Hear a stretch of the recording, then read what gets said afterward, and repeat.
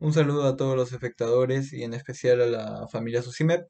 Mi nombre es Renato Raúl Torres Pilco y en esta oportunidad les voy a hablar sobre la anatomía del nervio vago. Soy asociado del Centro de Investigación de Estudiantes de Medicina de la Universidad Privada de Tacna y bueno, acá tienes mi dato de contacto por si les es de utilidad. Bueno, vamos a hablar del nervio vago entonces y vamos a hablar de su origen real primero. Recordemos que todo nervio craneal tiene un origen real y un origen aparente. El nervio vago va a tener un origen real especialmente de cuatro tipos de núcleos y que se dividen en dos grupos, unos núcleos somáticos y unos núcleos vegetativos, ¿no? Recordemos que todo núcleo es una condensación de somas neuronales. El núcleo somático, bueno, vamos a tener núcleos motores y núcleos sensitivos. El núcleo motor va a ser el núcleo ambiguo, pero no todo el núcleo ambiguo, va a ser la parte inferior del núcleo ambiguo. Y va a dar la inervación a los músculos constrictores de la faringe y a los músculos intrínsecos de la laringe. En cambio, el núcleo sensitivo va a provenir de los ganglios superior e inferior, también denominados ganglio yugular y plexiforme respectivamente, y van a dar sensibilidad a las mucosas digestiva, laringea y respiratoria. En la parte vegetativa vamos a tener el núcleo visceromotor, que va a corresponder al núcleo dorsal del vago, que observamos acá que es el más dorsal, el núcleo dorsal del vago, o núcleo motor dorsal del vago, y va a inervar a las vísceras que inerva el vago, que vamos a ver posteriormente. Y también del núcleo del tracto solitario, que va a dar la sensibilidad, ¿no?, a las vísceras que vemos acá en el núcleo del tracto solitario, que da un ramo también. Bueno, el origen aparente nos permite definir mediante una estructura, ¿no?, la relación que tiene su origen, a simple vista, por así decirlo, ¿no? No en el espesor del tronco, sino en la parte ya externa, ¿no? Bueno, nos vamos a situar acá en la parte anterior del tronco encefálico, vemos puente, vemos médula elongada, vemos pirámides, vemos olivas. La oliva va a ser la principal estructura que nos va a permitir definir el origen aparente de los cuatro últimos nervios craneales. Hablamos del osofaringio, vago, accesorio y puloso. El único nervio que va a ser preolivar, delante del oliva su origen, va a ser el nervio hipogloso. Entonces el vago va a ser retroolivar. Pero si queremos ser más exquisitos, van a ser entre el nervio glosofaringio y el nervio accesorio espinal, ¿no? Y unos 6 u 8 piletes lo van a formar. Bueno, el trayecto, de manera general, recordemos que va a tener una porción intracraniana, ¿no? Posteriormente va a tener una porción en el foramen yugular, una porción en el espacio laterofaringio, una porción cervical, una porción torácica, en el hiato esofágico y abdominal. En todo ese recorrido va a dar diferentes colaterales, tanto cervicales como torácicas, como abdominales, sus troncos terminales y también a unos ramos, ¿no? Por ejemplo, en la parte del foramen yugular, el ganglio yugular va a dar un ramo meningio y un ramo auricular. En la parte cervical, ¿no?, va a dar ramos faringios para que, junto con ramos que también da el glosofaringio y la parte simpática, e inervar los músculos faringios, ¿no? También va a dar ramos cardíacos, ramos carotídeos para el glomus, algunos ramos pulmonares para el plexo pulmonar. También va a dar el nervio laringio recurrente superior, que va a dar un ramo interno o un ramo externo. También va a dar el nervio laringio recurrente izquierdo y derecho, que van a tener una disposición diferente. Va a dar también ramos para formar el plexo esofágico y algunos ramos en la cavidad abdominal para dar al hígado, al estómago y a anastomosis con el ganglio celíaco y pueda recurrir. Más adelante es la porción parasimpática, ¿no?, al tracto gastrointestinal en la parte más terminal. Y bueno, hablando más específicamente entonces, vamos a hablar de primero la primera porción, la porción intracraneal. Muy simple porque va a estar en relación con el nervio glosofaringio y el nervio accesorio y adosado, ¿no?, al hueso occipital en la parte endocraniana, ¿no? Posteriormente va a ingresar al agujero yugular y va a estar por detrás o posterior a la apertura por donde sale el nervio facial, vestíbulo coclear, ¿no?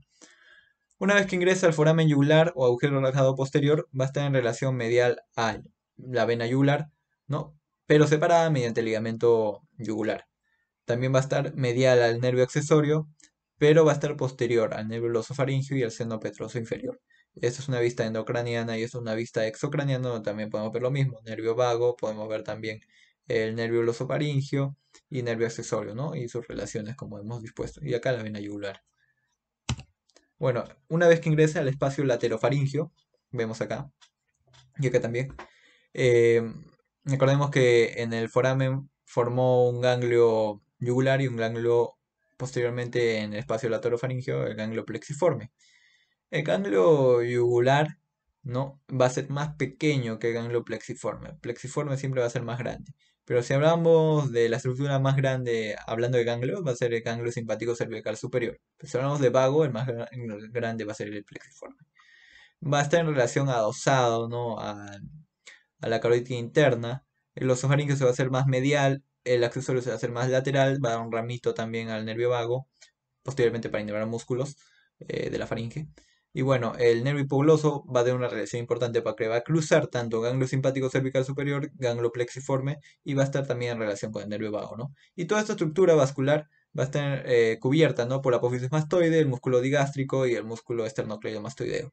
Entonces, este nervio vago va a descender con la carótida y va a continuar en dirección a adosarse, ¿no? A la yugular interna y posteriormente situarse en el ángulo yugulo-carotido posterior.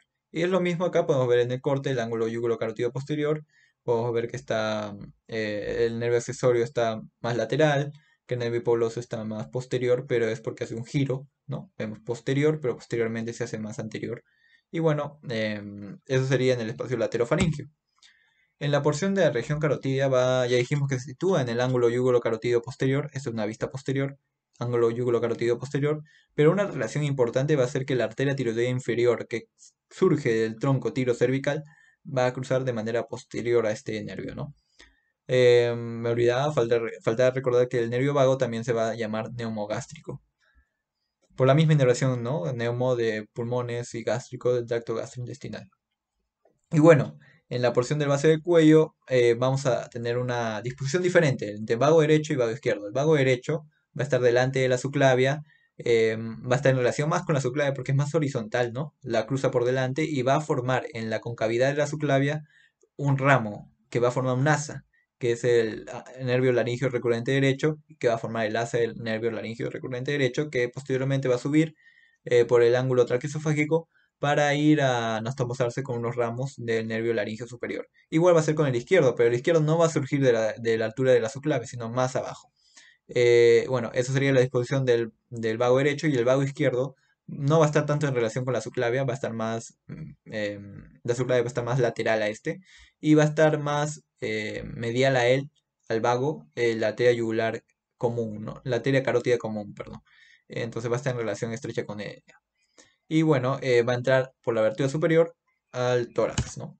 Entonces, dentro del tórax, ya hablando de la porción mediastínica, el nervio vago derecho va a seguir descendiendo, ¿no? Por la porción lateral de la tráquea y bueno, va a entrar en relación con el callado de la ácigos detrás de la vena cava superior. Acá no se observa, pero recordemos que la vena ácigos desemboca en la vena cava superior, en la parte posterior. Entonces va a estar en relación con la vena cava posterior, vena cava en su porción posterior. Va a descender detrás del bronquio principal derecho, va a dar unos ramos transversales, va a estar en relación también con la arteria bronquial derecha, como observamos acá, y en relación también con la misma con la vena ácigos, ¿no? Y va a seguir descendiendo lateral, ¿no? A la derecha del nervio del esófago para formar posteriormente nervios que den origen al plexo esofágico, ¿no? Unos fascículos. Acá también va a dar unos ramos colaterales para el plexo pulmonar, también va a estar en relación con la pleura misma porque estamos hablando de los bronquios y los pulmones. Y el nervio vago izquierdo va a tener acá una característica especial. Como el vago derecho da origen al nervio laríngeo recurrente derecho en la parte de la base del cuello, dentro del tórax, ¿no? Va a dar origen el nervio vago izquierdo al laringio recurrente izquierdo. Exactamente en la concavidad, ¿no? Del callado de la aorta, ¿no? Por detrás del ligamento arterioso y a esta concavidad le va a dar como una vuelta y va a subir, ¿no? Por detrás del callado de la aorta y se va a situar de nuevo en el ángulo traqueosofágico para, al igual que derecho, ir a dar a anastomosarse con los ramos del laringio superior. Y bueno, el mago en sí mismo va a seguir descendiendo, no va a estar en relación con el bronquio principal izquierdo, va a descender, ¿no? Y va a dar también unos ramos transversales para el plexo acá en relación con la pleura. Y va a situarse lateral también al esófago, pero en la parte izquierda, ¿no? Para dar fascículos posteriormente a este esófago donde va a formar el plexo esofágico junto con el otro vago derecho. Bueno, en el hiato esofágico ya recordemos que tanto vago derecho y vago izquierdo van a situarse tanto el vago izquierdo anterior, ¿no? Y vago derecho posterior. Y bueno, van a formar el plexo esofágico anterior y plexo esofágico posterior. Y van a ingresar por el hiato esofágico con dos troncos, un tronco anterior y un tronco posterior o retroesofágico. Y bueno, en el abdomen ya estos dos troncos van a dar ramos terminales que vamos a definir en su momento. Bueno, ahora hablando de ramos colaterales, recordemos que al comienzo, en la porción del foramen yugular van a surgir dos nervios. Un ramo meningio de la yugular, del ganglio yugular, ¿no? Y va a dar inervación a la dura madre y cerca del seno sigmoideo. Y también un ramo auricular que va a dar inervación atravesando el conductillo mastoideo, la fisura del tímpano, va a llegar, ¿no?, a inervar la parte posterior, ¿no?, de la oreja y parte posterior del conducto auditivo externo. Posteriormente, en la región cervical va a haber muchas colaterales, entre ellas los ramos faringios, que van a ser sobre todo motores y sensitivos, que van a dar también a unos ramos, el nervio glosofaringio y la parte simpática, ¿no?, para formar un plexo que se denomina plexo faringio.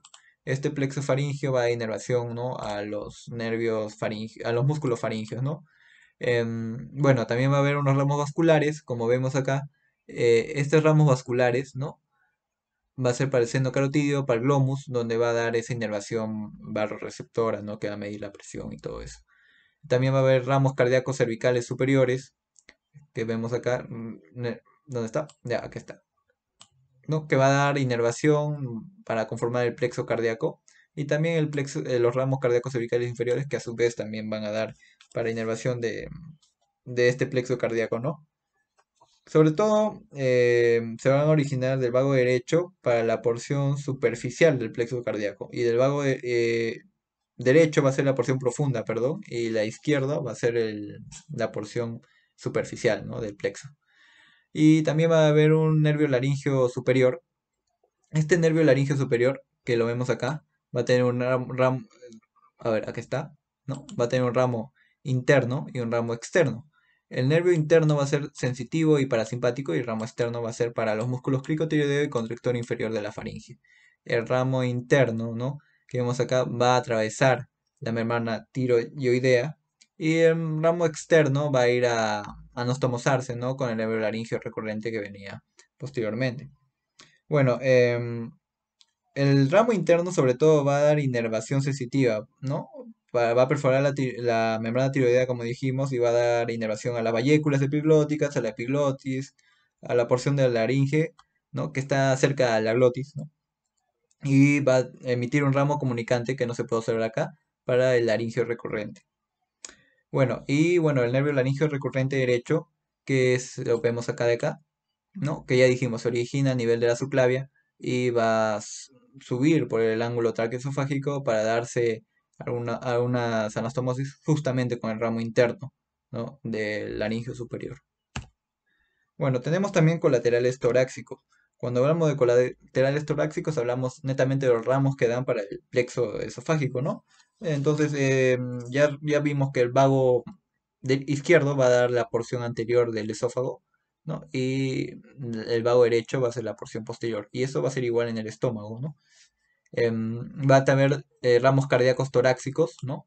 Para el plexo cardíaco, como hemos visto, ramos cardíacos cervicales superiores e inferiores. También va a haber unos ramos torácicos que no se puede observar acá. Y unos ramos bronquiales, como dijimos anteriormente, que hemos visto en la imagen anterior, para el plexo pulmonar, ¿no? Bueno, exactamente en los ramos terminales vamos a tener el tronco vagal anterior, ¿no?, y el tronco vagal posterior. Esta es la vista anterior. El tronco vagal anterior, ¿no?, va a ser más pequeño que el tronco vagal posterior, pero va a emitir ramos gástricos anteriores, ¿no?, para la curvatura menor del estómago, para la cara anterior. Va a tener exactamente un nervio, se va a denominar nervio anterior de la curvatura menor, que va a dar inervación a toda esta curvatura menor del estómago en la parte anterior, ¿no? Tenemos también ramos hepáticos que va a dar para el hígado, ¿no? Sobre todo para el porte hepático, y un ramo pilórico para el pílor, ¿no? Ahora, el tronco vagal posterior, que no podemos observarlo en esta vista, va a ser más grande que este tronco vagal anterior, ¿no? Va a dar ramos gástricos posteriores, al igual que el anterior daba ramos gástricos anteriores.